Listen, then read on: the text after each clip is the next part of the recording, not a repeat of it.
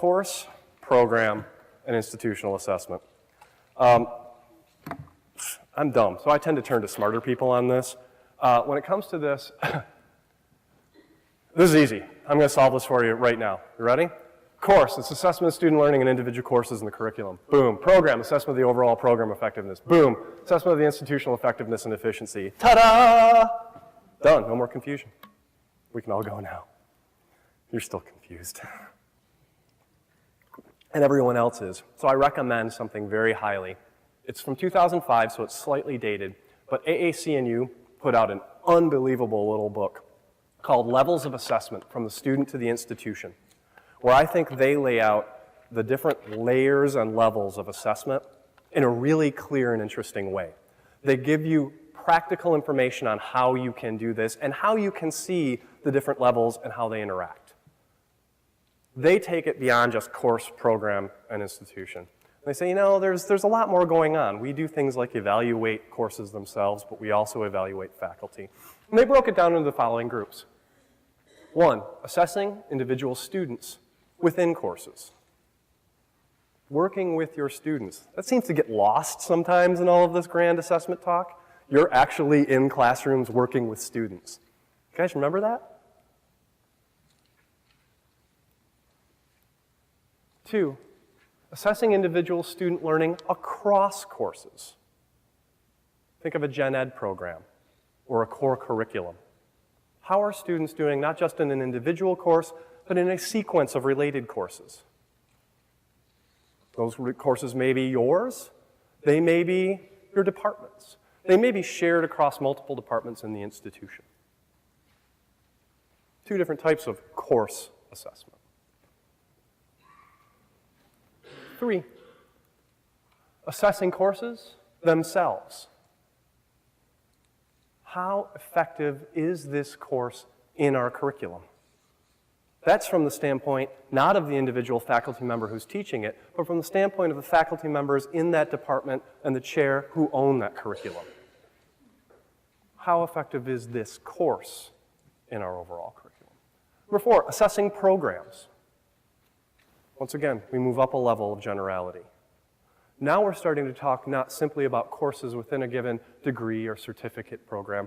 Now we're talking about how do programs at this institution hang together in a coherent way. Do we have programs that are outmoded? Do we have areas where we need to continue to build? Do we have programs that appear outmoded on the surface but are actually incredibly vital to the way we work? Finally, 5, assessing the institution. Based on how all of these items fit together, what can we say about the extent to which we are fulfilling the educational mission of our institution? What evidence do we have that we're fulfilling that mission? AAC&U breaks each one of these definitions down into 3 areas, which I think are important, and we're going to go through these before our break, because I think they ask important questions. They say, for each one of these levels, what are the questions you ask? What evidence do you seek? And what actions do you intend to do? What are the types of actions that you do at each one of those levels? Course, student, course, program, institution. I like that. It's a nice sort of 3 easy bins to throw things into. So, group 1, assessing individual students within programs or within courses. The question. The types of questions we ask here are things like, how well has the student achieved the learning outcomes set for this course? What are the student's strengths and weaknesses? How is she doing?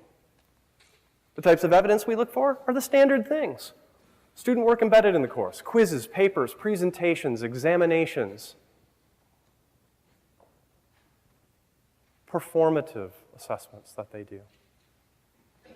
The actions, well, when we're working with individual students, what are the sorts of things we do? We share diagnostic results with the individual students themselves. Here's how you're doing in my course. Here's where you sit vis-a-vis the other students in the course. Here are the areas on the examination where you appeared to struggle. The following 5 or 6 concepts were eluding you. And here are some other areas where you showed particular strength. This is standard diagnostic work. Analyzing the results yourself to explore improvements in course design and communication.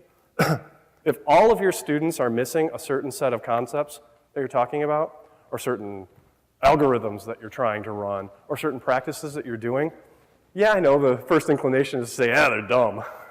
But you know, it's also sometimes, what is it that I'm doing? Can I communicate these things differently? Are there different problem sets that we can do? Is there some area, if I'm starting to see patterns here, is there something else that we can do as a group or that I can do individually to help improve that? As you can see, questions, evidence, and actions. It's going to be our theme all day. Number 2, assessing individual student learning excuse me, across courses. The types of questions we ask here. How well has the student achieved the disciplinary outcomes of the program, whether it's a major or general education or a certificate or what have you? To what extent does her or his performance reflect the larger institutional goals, or the larger departmental goals, or the larger decanal unit goals? Well, what types of evidence will we look for here? Well, performance data from key courses or assignments. We have a capstone course, or we have a course in the middle of the program that's a gatekeeping course, that how well you do in that course determines whether or not you can move along. PT programs sometimes have that. Portfolios, external exams, those are okay. And capstone projects where students are trying to do a sort of wholesale analysis to demonstrate their learning. How many institutions here are using portfolios? Yeah. You're finding them useful? Hands in the air if you're finding them useful? They're busy, but that's the sort of thing here where they can demonstrate evidence across a program. You see artifacts from multiple aspects of the program, multiple courses, and then faculty groups can review it and analyze it. Types of actions. Well, feedback to students so they can understand their progress over time. Here's how you're going through the program.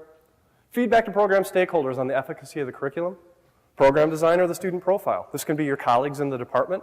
This could be a department chair. This could be a dean. This could be an external funding agency if you have a program that's being funded externally. Here's how the students are doing over time. Here's how student learning is improving. In fact, this is an excellent way to build, I work at a private institution now, we're all about money. This is an excellent way to build the case to take out to a potential funding source.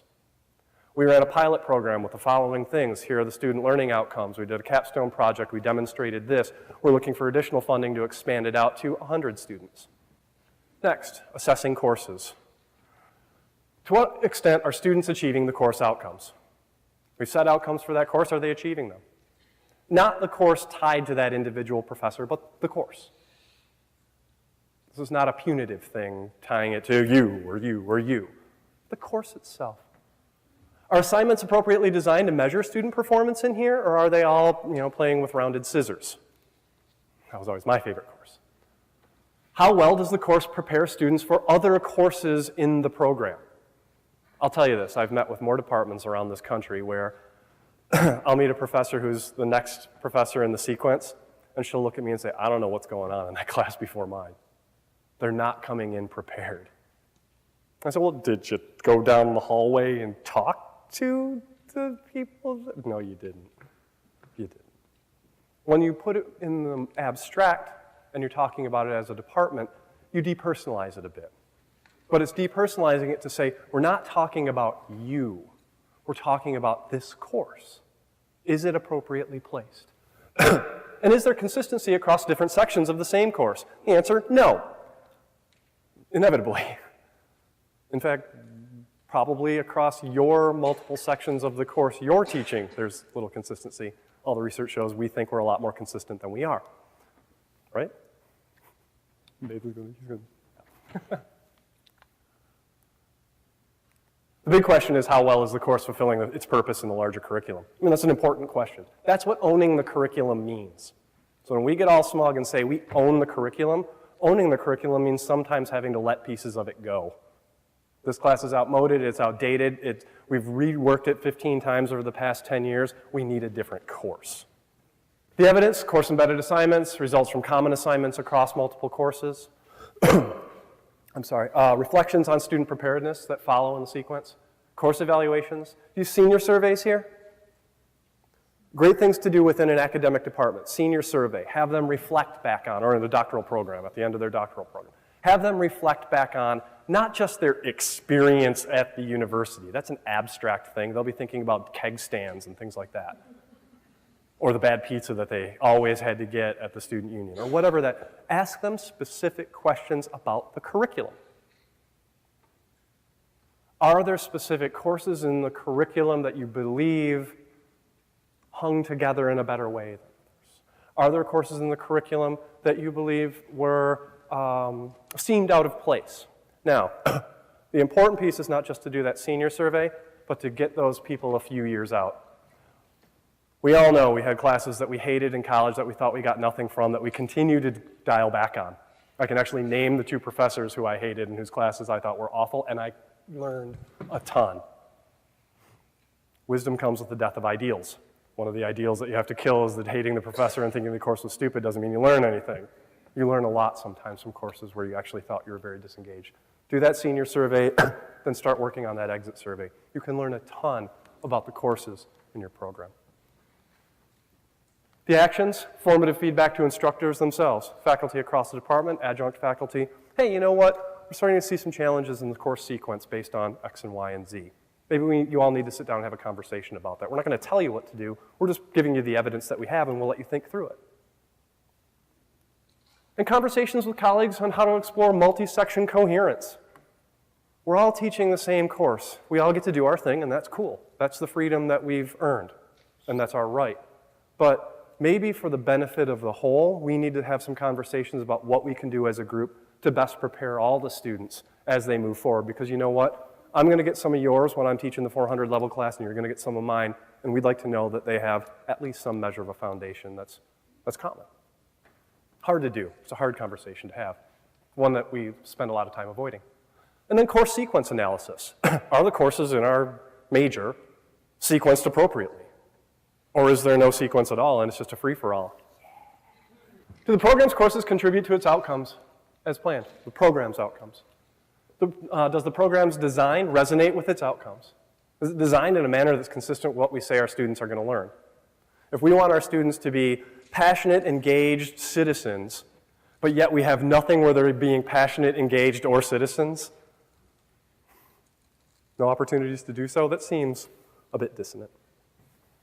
We want them to be critical thinkers, yet we're really just hoping critical thinking bubbles up. You just get a whole bunch of smart kids in the room with a smart guy like me and critical thinking ensues. Maybe, maybe not. There's research to show that that may be the case. How in ways does the program advance institutional goals? What are we doing as a program to help advance the institution's goals about what it says? The evidence. This is far more complex when we get to this level and far more varied. You have aggregate scores from core courses and key assignments. You have results from common assignments. You have placement records of your graduates. You have things like results from commercial tests, GREs, LSATs. You have acceptance, retention, and graduation rates internally and then compared to other departments. Alumni surveys, employer surveys, on and on down the line. As you can see, as we move up from that level of the student to the student across courses to the program, the evidence list gets longer and more complex.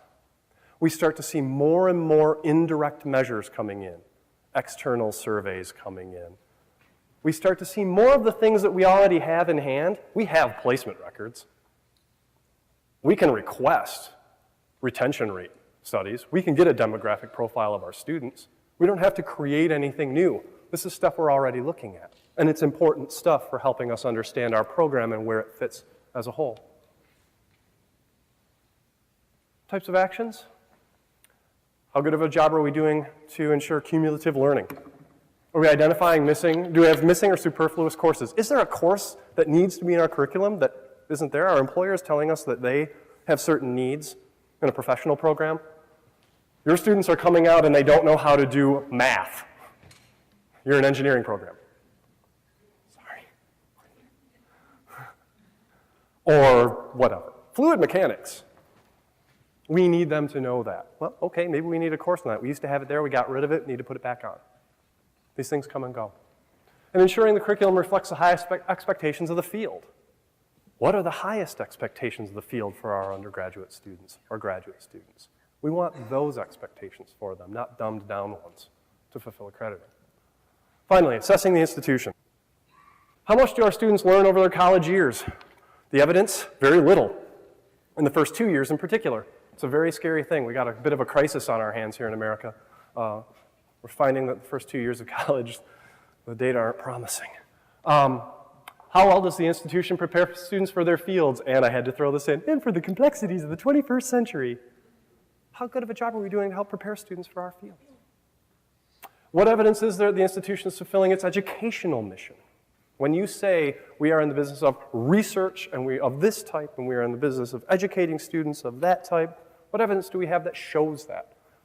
At that 50,000-foot level, it sounds like platitudes, but more and more, we need to be able to show that, at least to ourselves, not to the outside world. Are curricular and co-curricular experiences aligned in a meaningful way? I like that question. This is from AAC&U. This isn't all from me. It's a good question.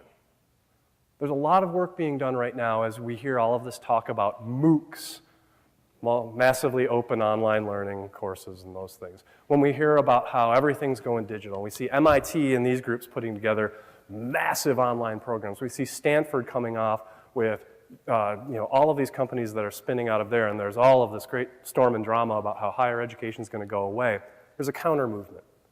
And that counter movement right now is asking the question, what is the value of the residential college experience that cannot be replicated in that environment? And there's some really good thought going on around that. And the thought hinges on questions like this. Co-curricular and curricular activities, having students together, making decisions together, learning the struggles of learning as we are all sort of in the same co-space. There are all kinds of values there. These are questions that we start to ask at this institutional level.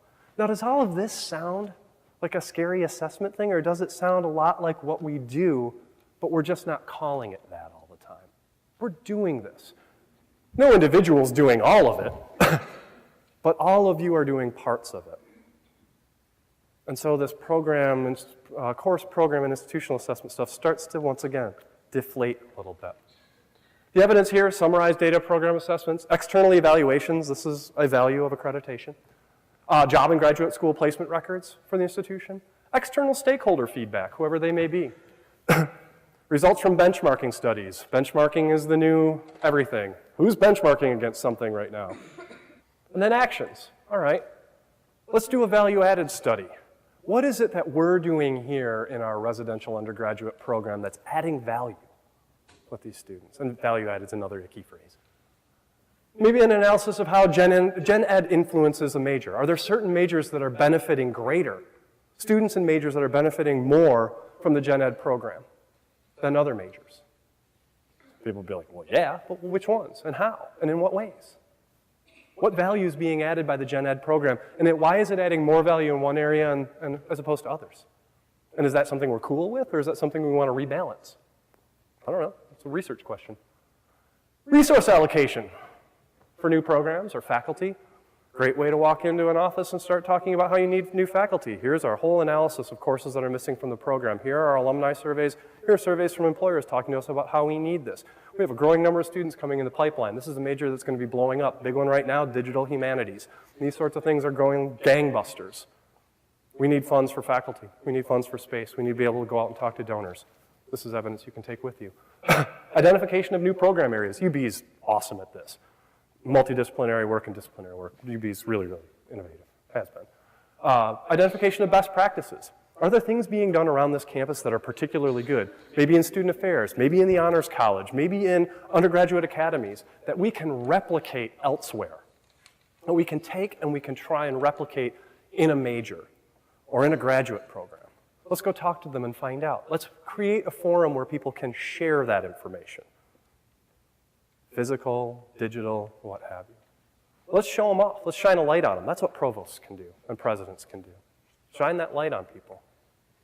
And communication strategies for external groups. Parents want to hear about assessment. They have the Kool-Aid inside them now. They do. They've been hearing so much about it since the gathering storm, what was that, the 80s? They're there. It's part of their world. Alumni, potential students, SUNY, there are all kinds of external stakeholder groups for whom this information can be useful, and not just useful for them, but advantageous for you. Sorry to be real tactical like that, but it is. There's use value over and above just what you do at the institution.